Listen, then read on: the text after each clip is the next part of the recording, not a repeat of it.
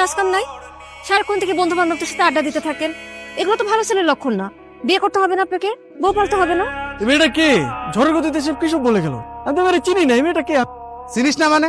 এই সারা এলাকার লোকজন জানে এই মেয়েটা তোরে পছন্দ করে, আর তুই বলছিস যে চিনি না। আচ্ছা, এভাবে আর কতদিন ডুবে ডুবে জল খাবি বলতো? আর একটু সময় দে না আমাকে। তোর এভাবে সময় নিতে নিতে দেখবি তোর জায়গা অন্যজন নিয়ে গেছে। তার থেকে সময় থাকতে থাকতে এখনই মনের কথাটা বলে দে। আমি তো আমার মনের মানুষকে প্রতিদিন আমার মনের কথা বলি। কি আপু, তোকে আজকালকে একটু অন্যরকম লাগতেছে।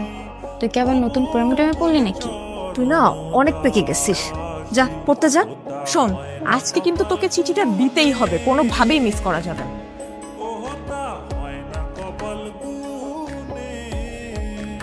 আমি কইছিলাম না মেয়েটা কিন্তু আজকে আইছিল কিছু একটা বলার জন্য। আরে কি বলবে আমারে?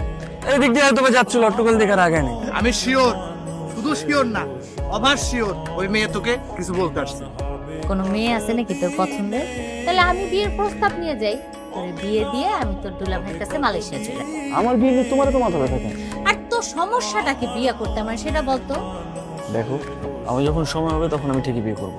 তোমার তো টেনশন করা লাগবে না।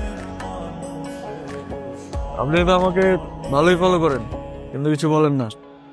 আমি আপনাকে ফলো করি সেটা আপনি জানেন কি করে? তার মানে আপনি আমারে ফলো করেন? তলে তলে এত করে এসছে। আরে মানুষ মানুষকে দেখে না রাস্তা বের হইলে, ওই দেখা আর কি। প্রেম টেম করেন নাকি? প্রেম করি নাই, কিন্তু প্রেমে পড়ছি। আপনি কি কিছুই বুঝেন না? না বুঝাইলে বুঝবো কিভাবে? আই অটো আসেন তো। আপনারা তো রাগ করে ফেললেন।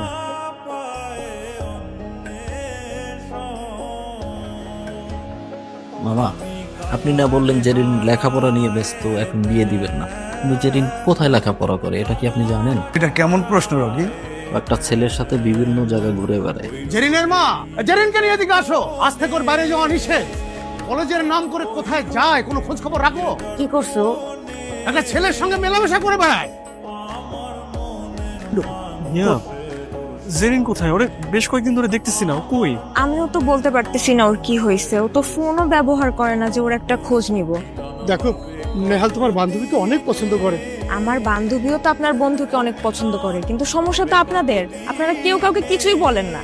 সেদিন এত সুযোগ করে দেওয়ার পরও কেউ কাউকে কিছুই বলতে পারলেন না আপনারা। একটা মানুষ যদি তার মনের কথা না বলে কিভাবে বুঝবো? আমার ভুল হয়েছে, আমি মানে আমার ভুল হয়েছে, কিন্তু আমি আর ভুল করবো না। আমি ওকে সরাসরি বিয়ের প্রস্তাব দিব। দরকার হলে আমার বোনকে ওর বাসায় পাঠাবো, আর না হলে তুমি ওকে প্লিজ আমার সামনে একটু এনে দাও। আমি প্রয়োজন ওকে নিয়ে পালিয়ে যাব। প্লিজ কালকে ওকে আমার সামনে আনার একটু ব্যবস্থা করো। আমাদের ভালোবাসাটা শুরু হওয়ার আগে যেন শেষটা হয়ে যায়। কি এত জরুরি দরকার? তুই জানিস না কি হয়েছে? নেহাল ভাইয়া তো তোকে অনেক পছন্দ করে।